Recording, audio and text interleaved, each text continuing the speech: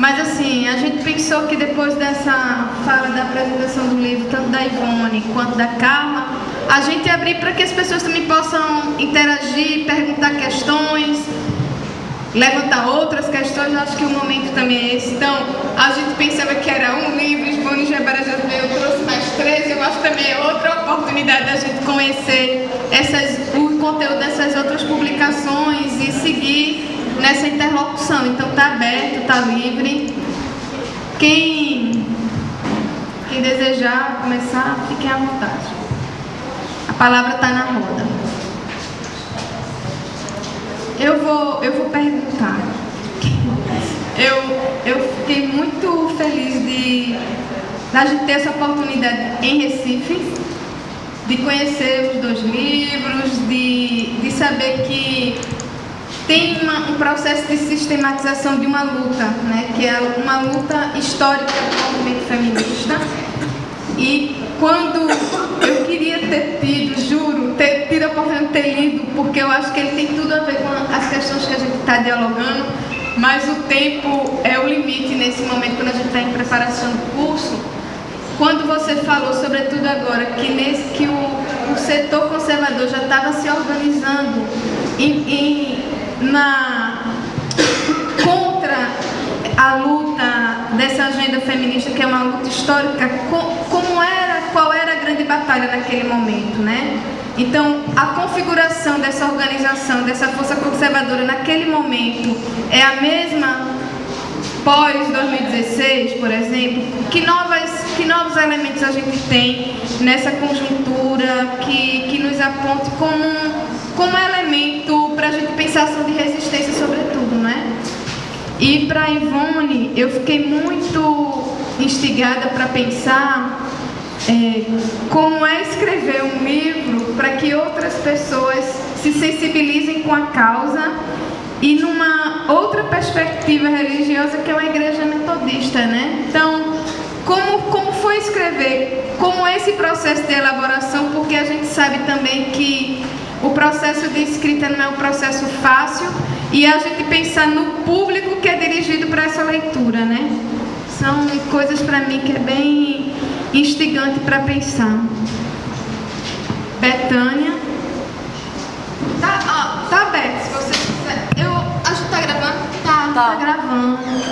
Eu esqueço. Meu Deus, eu tô louco pra largar o microfone, minha gente. Bom, eu não tenho propriamente uma pergunta, mas eu queria fazer dois comentários. Quer dizer, um comentário sobre o livro da Carla e um comentário sobre os livros da Ivone. Sobre o livro da Carla, eu queria... Bom, primeiro eu queria dizer da importância do livro como um resgate histórico, porque eu acho que uma das grandes tarefas nossas, uma tarefa histórica nossa, é a escritura da nossa própria história, né? Eu acho que a gente tem lacunas, que é parte também da nossa história, claro, mas a gente... Eu e Verônica do SOS, a gente estava organizando lá nos arquivos institucionais. Como eu sou uma das fundadoras do SOS, sou uma espécie de memória, porque as pessoas... Betânia, quando foi isso? Porque no documento não tem uma data, não tem onde foi. Então, que eu não acho que seja não é uma questão de defeito, é um jeito, inclusive pela nossa própria relação com a história, que sempre nos colocou fora dela, né? Então, com a história no sentido da história que foi contada oficialmente, que é a história patriarcal e dos dominadores e dos brancos e dos homens e de tudo mais que a gente falou hoje o dia inteiro. Bom, então nós temos uma relação difícil, inclusive com a história.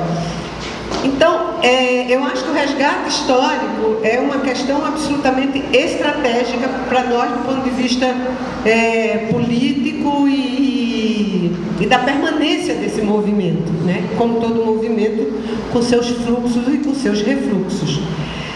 A outra coisa que eu acho super importante, além de outras, mas eu queria destacar essas duas, é colocar uma luta a luta pelo aborto, pode ser uma outra luta, mas a gente está falando da luta pelo aborto, na questão da disputa política mais geral. né? Eu acho que muitas vezes nos são exigidas de fora vitórias por a não compreensão de que nós estamos inseridas na luta geral da sociedade, como uma luta pelas mulheres, e que nós não corremos paralelamente, né? Como se, inclusive, a gente pudesse conseguir vitórias ou transformações de forma separada. Quer dizer, nós somos parte, nós nos instituímos. Eu acho que essa é a grande vitória do movimento feminista, é ter instituído as mulheres como sujeito, inclusive como sujeito da história. Mas a gente não vai construir uma história paralela, nós somos parte de uma história de transformação geral. Então, um livro que trata da questão do aborto, né, com um olhar que sempre tem, às vezes até separado do próprio movimento, quer dizer, eu acho que é uma contribuição absolutamente fundamental, inclusive para colocar o feminismo e a questão do aborto também nesse processo dessa luta histórica mais geral, e do que nós estamos contribuindo para essa transformação mais geral. Então, queria mais uma vez parabenizar a Carla por esse aporte fundamental para nós e para essa luta tão difícil. Sobre a Ivone, eu já li um dos livros, fiquei com vontade de ler todos. Eu sei que o lançamento que estava proposto aqui é esse, e eu também tenho essa curiosidade. Deve ser difícil essa ideia, né, essa discussão no interior, e esse livro voltado para isso. Mas eu fiquei encantada com este livro das travessias, entendeu? Então eu queria falar sobre ele, quer dizer, não li ainda esse, mas eu quero ler. E eu acho. 2 horas sem ler. Hã? 2 horas sem ler. Ótimo. Eu queria dizer o seguinte: essa inspiração, né, nas mulheres que vieram antes da sua família, e essa recomposição entre ficção e realidade é uma outra forma fantástica de emancipação dessa história das mulheres, de construção da história das mulheres e de emancipação do pensamento da história, né? Então eu acho que é parte também desse processo de resistência, né? Porque tem uma filósofa que eu amo, que é a Colan, que infelizmente foi embora. Ela diz: uma das coisas, né, da opressão dos subalternos é o impedimento de inventar, né? Porque o mundo foi inventado, gente. Tudo é inventado, né? Inclusive tem uma expressão assim muito popular que diz: é uma invenção de mulheres. Então não é uma invenção de mulheres, é aquilo que não é aquilo que não é. Então, eu acho que essa travessia entre realidade e ficção, que está voltada aí numa capacidade enorme de inventar. Fiquei feliz com a chegada desse livro. Queria dizer isso para você. Muito obrigada.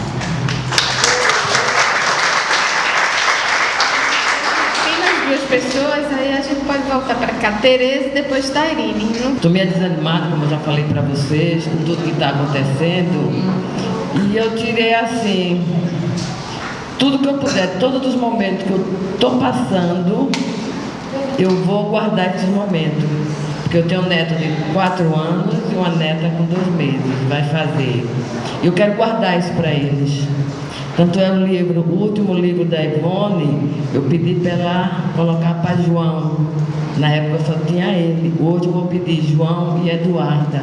Porque isso já vai ser uma herança para eles saberem a verdade.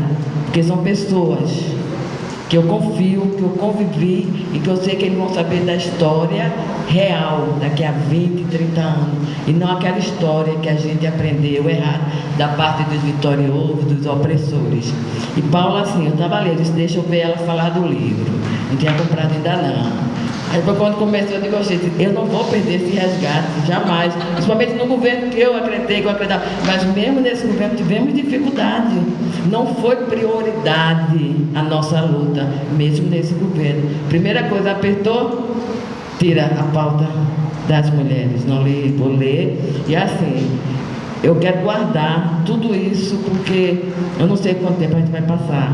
Ivone, assim, a gente falou tanto de religião, você, as duas pastoras, para mim desmistificou muita coisa, que a gente diz, é da igreja, mas da igreja também tem feminista, ficou claro aqui, pelos relatos, pela vivência. Aí quando eu vi mulheres, religião e poder, é isso que eu vou levando, estou levando porque também tem dinheiro para tanta coisa não, mas estou levando esse daqui, acredito que vou fazer uma boa leitura.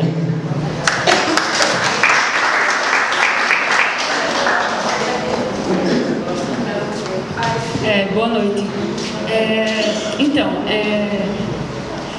Eu sou estudante de Sociologia, que é uma ciência totalmente materializada. E, em um certo aspecto, a busca, enfim, as ciências sociais, a Sociologia, me explica muita coisa, mas tem outras que não. Está tudo bem, está tudo certo. Aí eu queria que ontem tu falasse sobre a questão do aspecto da espiritualidade. Aí eu queria que tu falasse um pouco mais, se desse para aprofundar, sobre esse debate sobre espiritualidade e materialidade.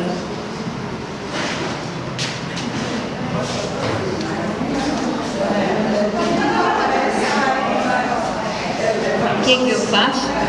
A gente volta para Ivone, para cá, depois se alguém quiser falar mais um pouco, a gente faz outra rodada, tá bom? Eu acho que a gente precisaria muito tempo para desenvolver isso, não é? Eu acho que a sua questão é super pertinente, tá, Irene?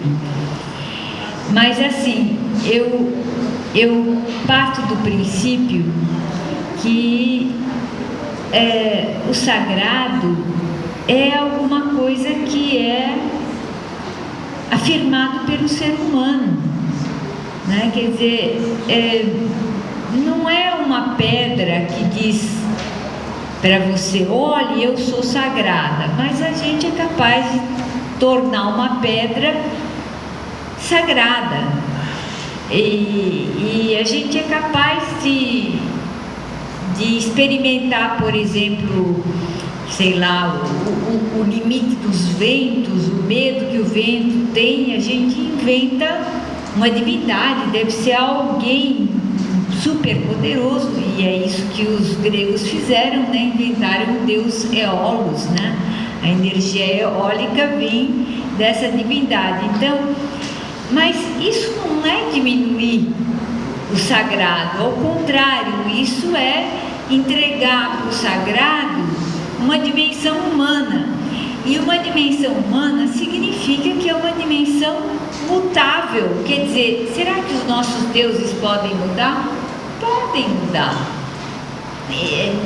Quem de nós fala ainda de Eolos como divindade ou de... Né, os gregos também ficavam muito impressionados com as loucuras das pessoas, né, como ficavam dementes. Então, por que ficavam dementes? Então, inventaram o deus do medo, os Phobos, né? Agora a gente fala as fobias, mas isso é uma invenção. Quer dizer, é isso que eu queria dizer. Então, o Deus Pai Todo-Poderoso também é uma invenção, né? E mais uma vez, falar de invenção não é falar de uma coisa falsa, é uma ficção, mas que me serve, né? Eu me lembro de uma imagem, por exemplo, que me chamou muito minha atenção. Um dia eu estava em Florença e eu já não sei mais o lugar exatamente, mas foi um museu em que era um antigo hospital de crianças, né? E havia desenhado assim um painel um monte de mães chorando porque tinham perdido o seu filho ou a sua filha, e uma delas então estava entregando a sua criança para a Virgem Maria, né? E a Virgem recebia a criança com um sorriso, e a mulher parece que ela tinha uma imagem assim de que ela estava consolada, porque afinal, né? Então o que é isso? Isso não é o real, isso é a imaginação da gente, é a maneira de enfrentar todos os medos que a gente tem, né? E eu acho que é bonito como o ser humano é capaz, mas no momento em que o ser humano, através dessas instituições religiosas que são manipuladoras, transforma essa criação humana, essa necessidade de exorcizar os meus medos, de ter uma proteção, né? Transforma isso em poder sobre as pessoas, aí entram as instituições da religião, né? Que são capazes de matar o sentido primitivo para impor então as suas ordens, impor as suas regras, impor os seus novos medos, e aí inventam, sei lá, os castigos do inferno, o fogo eterno, inventam para pôr medo nas pessoas, né? Então, o que eu tenho trabalhado, e claro que o poder religioso não gosta, né? Quando eu digo essa imagem, por exemplo, do Deus Pai Todo-Poderoso, é uma imagem, por que não pode ter outras, né? Eu digo assim, por que a brisa suave não pode ser uma imagem? Por que uma flor não é uma imagem? Por que a fome também pode ser uma imagem, a fome de alguma coisa que dê sentido? Quer dizer, o que é o divino? O divino é uma necessidade que eu tenho de superação daquele limite que eu estou sentindo, né? Então, por exemplo, eu já li teólogas indianas que dizem assim: Deus é um prato de arroz, né? Por que não pode ser uma imagem que me sacia? É uma coisa que me sacia, uma realidade que me sacia. Por quê? Porque toda a realidade na qual a gente vive, ela escapa totalmente de nós. As minhas células, né? A minha pele agora envelhecida, tudo isso me escapa. O ar me escapa. Eu sei alguma coisa, né? O mundo, essa... Né? Gente, o sol, o que é o sol? A gente acha assim uma maravilha, mas do ponto de vista dos astrônomos é uma pequena estrela de quinta grandeza, né? Que está na metade da sua vida. Daqui a mais metade do tempo que o Sol já viveu, o Sol, É uns trilhões, né? os trilhões vai desaparecer como desapareceram outras estrelas. Então, quando a gente fala isso, as pessoas, nossa, você é ateia, então? Eu falei, ateia desse Deus máquina que vocês estão inventando, sim, mas eu sou ateia do mistério maior que envolve esse universo, né? Então, fazer uma teologia que tira do macho a representação do divino, macho velho, barbudo, né, mas macho, tira do macho essa posse de habitar os corpos das mulheres. Por que as mulheres têm tanto problema com a sexualidade, com o aborto, com o filho? Né? Porque a imagem do divino que nos foi legada é uma imagem masculina. E eu digo assim,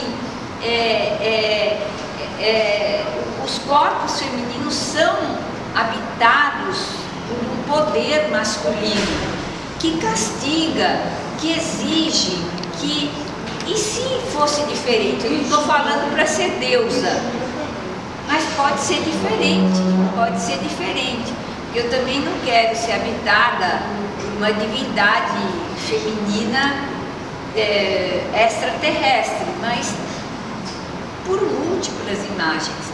Então, claro que isso não é do agrado, porque isso cria muita insegurança para o poder estabelecido. Mas eu não sou a única que faz teologia nessa lista. Tenho duas companheiras aqui, tem várias. Aqui no Brasil tem muitas eu li, tem algumas teólogas, mas nos Estados Unidos, na Holanda, na Inglaterra, mas não, elas não têm, nós não temos muito sucesso, né? Somos pensadoras marginais, mas somos.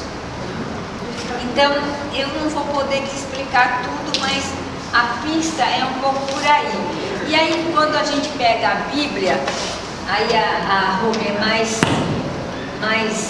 especializada do que eu, quer dizer, a gente fala assim, é um livro sagrado, mas quem é que fez esse livro sagrado?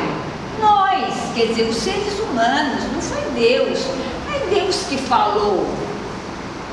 Nós, olha, se vocês pegarem uma leitura crítica, por exemplo, da composição dos textos do Novo Testamento, é interessantíssimo de ver, porque não é o que a gente pensa.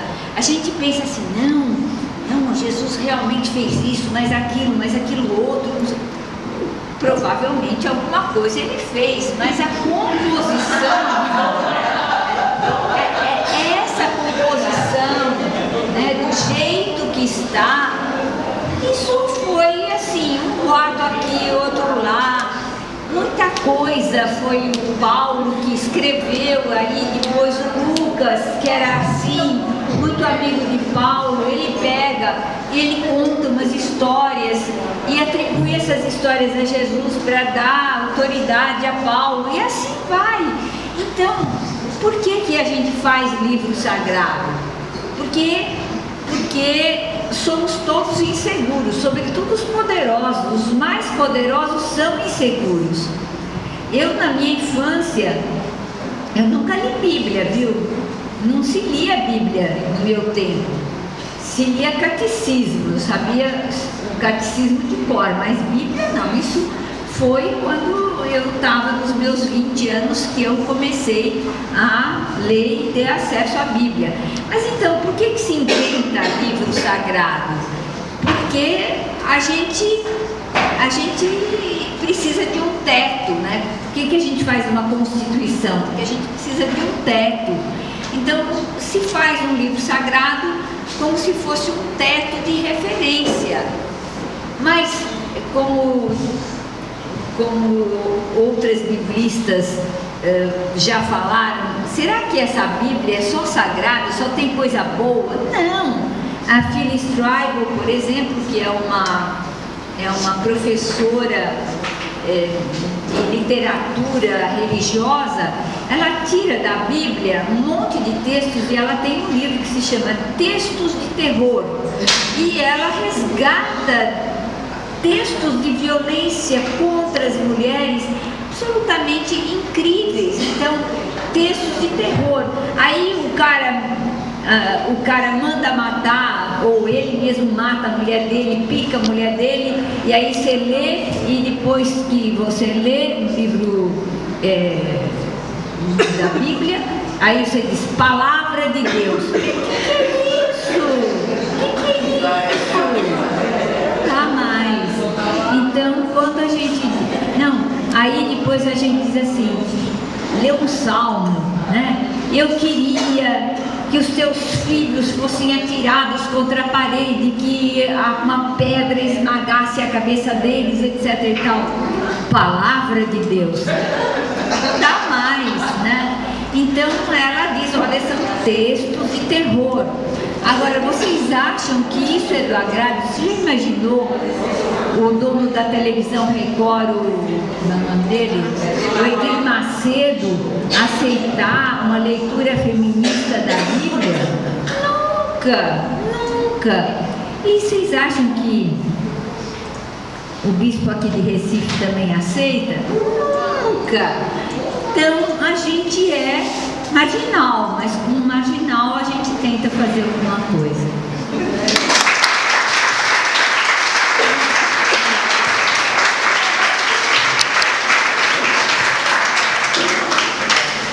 Manda matar, sacrificar o filho, né? O pai. Não, mas isso que a Ivone fala me lembrou, o ano passado eu fiz uma viagem pela Ásia, por alguns países onde a religião mais forte era o budismo. E em tudo, tinha alguns lugares que em tudo quanto é lugar tinha as imagens de Buda, inclusive umas imagens enormes.